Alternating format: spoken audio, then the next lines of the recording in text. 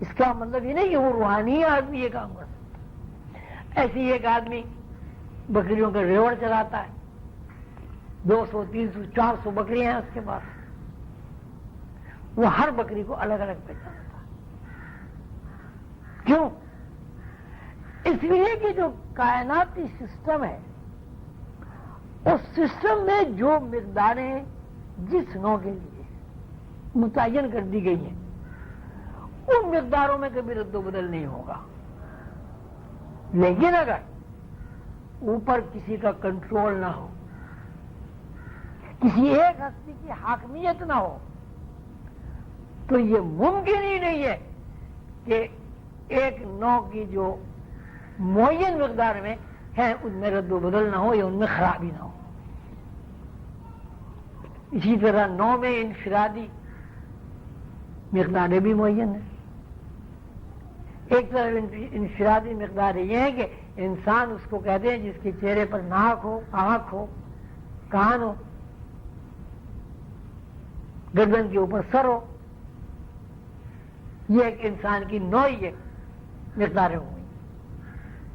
لیکن جب آپ ان کو انفرادی شکل و صورت میں دیکھتے ہیں تو ہر انسان ہمیں الگ نظر آتا ہے، اور ہر انسان کی سوچ، ہر انسان کے تصورات، ہر انسان کے خیالات ایک دوسرے سے الگ اور ممتاز نظر آتے ہیں. ان میں کبھی رد و بدل نہیں ہوتا. کروڑوں سال ہو گئے یہ سسٹم جو ہے برقرار ہے، اور اس کی وجہ یہ ہے کہ اس سسٹم کو چلانے والی ایک ہستی ہے، ایک ہستی حاکم ہے، ایک ہستی قادر مطلق ہے، اور ایک ہی ہستی کے ہاتھ میں اس پوری کائنات کا کنٹرول ہے.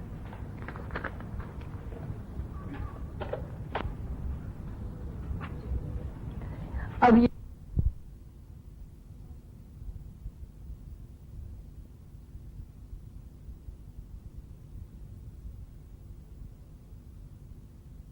مضمون ہی الگ ہے.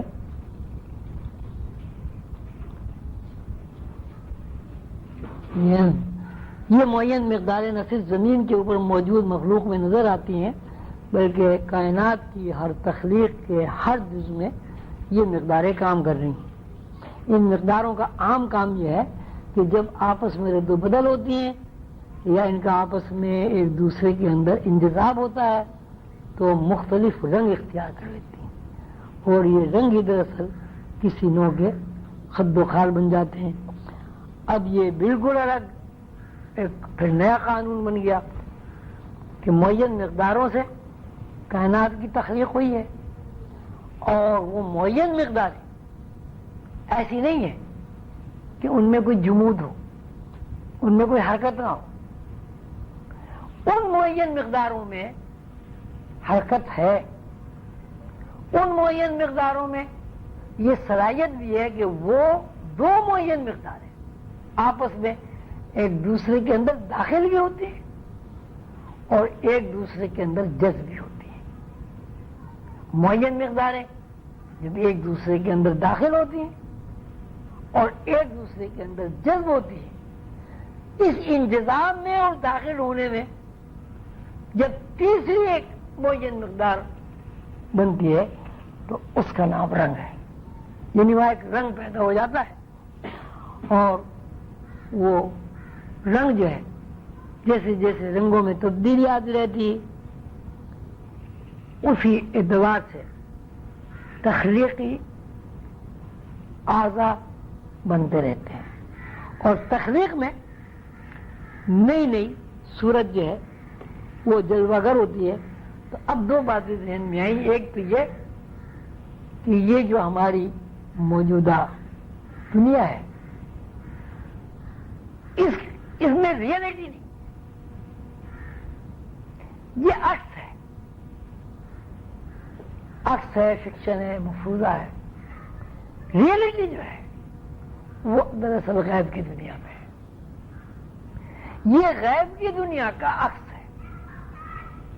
مظاہراتی دنیا دراصل غیب کی دنیا کا عکس ہے. یہ عکس جو ہے یہ عکس بھی معین مقداروں پر قائم ہے. اور اس عکس کی معین مقداریں جب ایک دوسرے کے اندر جذب ہوتی ہیں تو اس کے نتیجے میں حرکت پیدا ہوتی ہے. تو حرکت یہ طولانی پیدا ہوتی ہے یا محوری پیدا ہوتی ہے. تو جس طرح طولانی حرکت پیدا ہوتی ہے، ہر طولانی حرکت میں ایک رنگ بنتا ہے، اور ان رنگوں کے مجموعے کا نام انسان ہے، انہی رنگوں کے مجموعے کا نام درخت ہے، اور انہی رنگوں کے مجموعے کا نام کبوتر یا بھیڑ و بکری ہے. کہنا یہ ہے کہ اس عالم رنگ میں، اس عالم رنگ و بو میں یا میٹر میں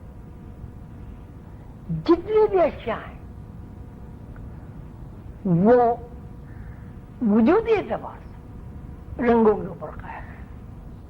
یہی وجہ ہے اللہ تعالیٰ نے قرآن پاک میں اس بات کو فرمایا وَمَا زَرَعَ لَكُمْ فِي الْأَرْضِ مُخْتَلِفٌ أَلْوَانُهُ، کہ ہم نے زمین میں ہر چیز کو رنگین پیدا کیا. تو آپ غور کریں زمین کے اوپر.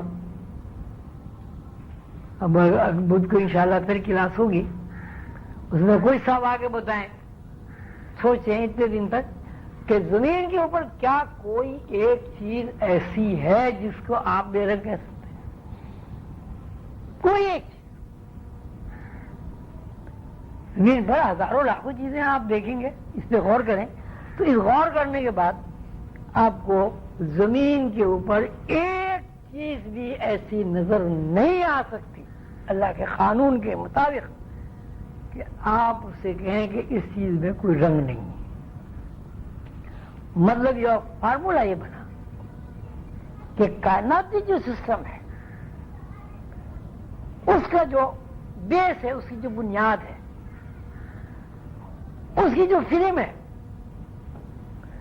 وہ غیب کے اندر موجود ہے. اور غیب کے اندر سے جب وہ فلم ریلیز ہوتی ہے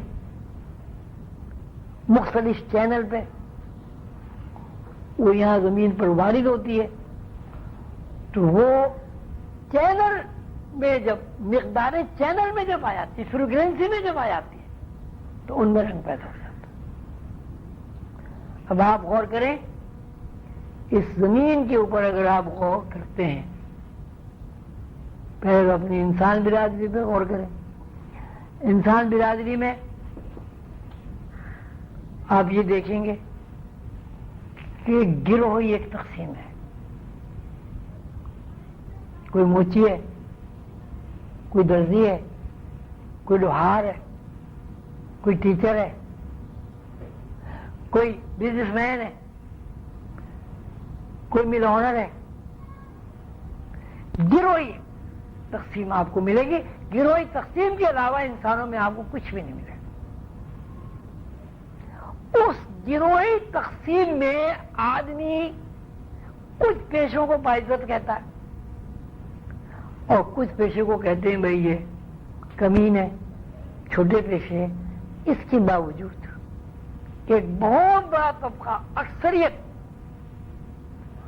اس پیشے کو اچھا نہیں کہتی، لیکن اس پیشے کو پر قائم رہنے والے اور اس پیشے کو برقرار رکھنے والے اور اس پیشے کو چلانے والے لوگ دنیا میں ہمیشہ موجود رہے.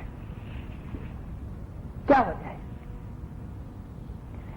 اس کی وجہ یہ کہ وہ مقداریں جو ہیں، جو مقداریں رنگوں میں تبدیل ہو کر ایک چینل کی شکل میں زمین پر آپ زمین کو ایک اسکرین مان لیں ٹی وی کا.